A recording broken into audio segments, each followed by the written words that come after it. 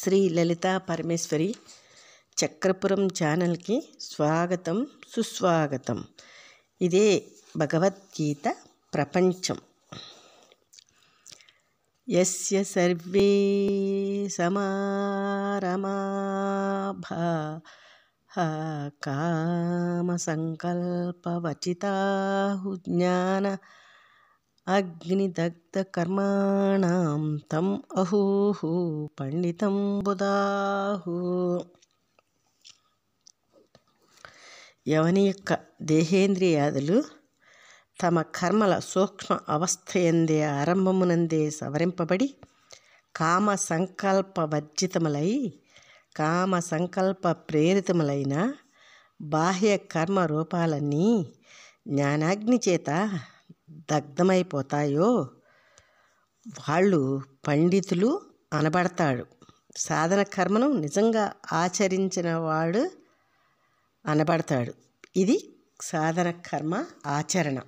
అర్జున అని భగవానుడు ఇంకా ఏమంటున్నాడంటే, త్యక్త్వా కర్మఫల అజంఘం నిత్యతృప్తః నిరాశ్రయః కర్మణి అభిప్రవృత్తః అపి కించ ఏవ కించిత్ న కరోతి సహ.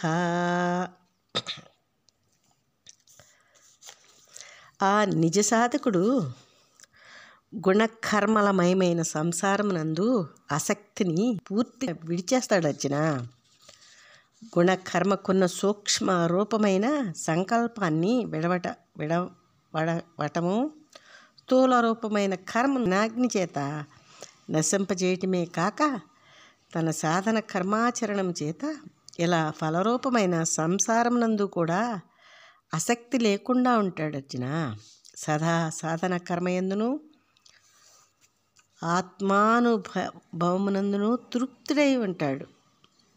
తన తృప్తికి దేహేంద్రియాదులను కానీ ఏ ఇతర అనాత్మ పదార్థాలను కానీ ఆశ్రయించడు. అర్జున, ఇలాంటి సాధకుడు తన దేహ కర్తృత్వం లేనివాడే. అర్జున అని భగవానుడు ఇలా అంటున్నాడు. నిజ సాధన కర్మాచరణలో దేహేంద్రియాదులే కాక సాధకుడు కూడా కర్తృత్వం లేనివాడే అవుతున్నాడు. అర్జున అని భగవంతుడు అంటున్నాడు. ఇంకేమంటున్నాడంటే, అసలు కర్మకున్న ఫలస్వరూపం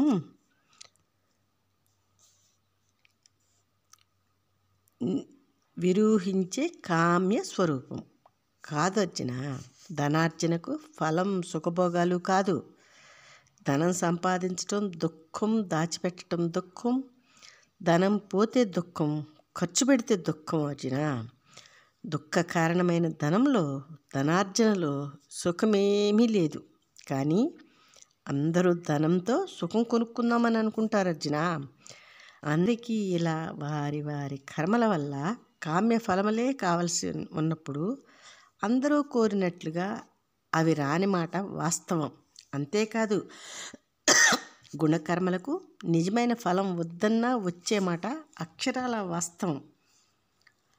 దుఃఖం, సంసారం గుణకర్మలను చేస్తే తప్పక వస్తుంది ఫలం. ఫలం రావద్దంటేను విడిచిపెట్టాలంటేను ఎవ్వరి చేతిలో లేదు. అర్జున, సూక్ష్మ కర్మల రూపంలో దేహేంద్రియాదులలోని కామ సంకల్పాలు నశించిపోయినప్పుడు సాధన కర్మ జ్ఞానము, ఆత్మజ్ఞానము వల్ల గుణకర్మలన్నీ నశించిపోతాయి. అర్జున, ఇదే సాధన కర్మ ఆచరణ. అర్జున అని భగవానుడు ఇంకా ఏమంటున్నాడంటే, నిరాశి యత చిత్త ఆత్మా త్యక్త్వా సర్వ పరిగ్రహః శరీరం కేవలం కర్మ కుర్వన్ అప్నోతి కిల్బిషం.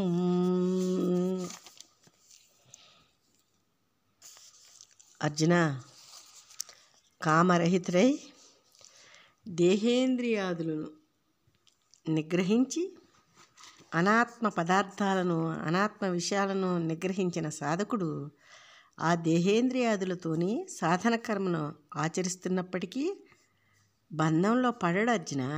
గుణకర్మల వల్ల కలిగే సంసారాన్ని ద్వంద్వాలను కూడా పొందడు.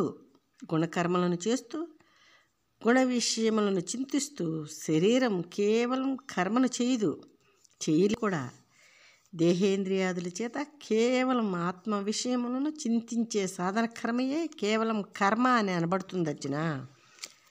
దేవేంద్రియాదులు సూక్ష్మ విషయంలో కామ ప్రవృత్తిని సవరించుటకి దేహేంద్రియాదులు ఆచరించే సాధన కర్మయే కేవలం కర్మ. ఇది సాధన కర్మాచరణ అర్జున అని భగవానుడు ఇంకా ఏమంటున్నాడంటే,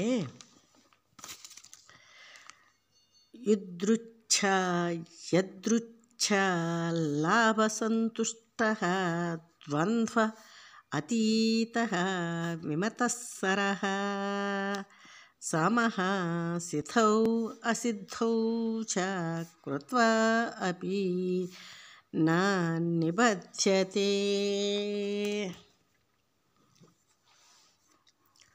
శరీర పోషణకు యాదృచ్ఛికంగా లభించిన వాటితో తృప్తి చెందివాడు, శీతోష్ణాది ద్వంద్వాలను అతిక్రమించినవాడు, ఈర్ష్య లేనివాడు, లౌకిక అప్రాప్తియములందు కోరిక లేనందువలన సమబుద్ధి కలవాడు, దేహేంద్రియాదులతో సాధన కర్మను ఆచరించినప్పటికీ బంధంలో పడడు అర్జున.